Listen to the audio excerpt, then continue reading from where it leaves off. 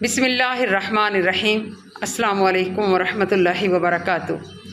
तमाम रेस्पेक्टेड बहन भाइयों का शुक्रिया अदा करती हूँ जिन्होंने आज मुझे मेरे जन्मदिन पर ट्विटर पर, फेसबुक पर, मैसेंजर पे, यूट्यूब पे, स्नैक पे, पोपो पे, टिकटॉक पे, इंस्टाग्राम पे मुझे विश किया।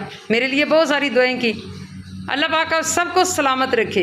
अल्लाह पाक आप सबको हज बैतुल्लाह की सादत बार बार नसीब करे।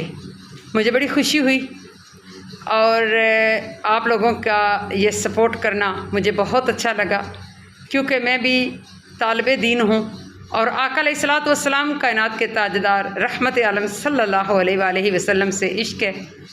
और जो टूटे फूटे लफ्ज़ों का इस्तेमाल करते हुए अपने महबूब की तारीफ़ करती हूँ, अल्लाह पाक कबूल फरमाए और आप लोगों की ये सपोर्ट हमेशा कायम व दायम रहे। आमीन सुम्मा आमीन। जज़ाकुमुल्लाहु खैरन।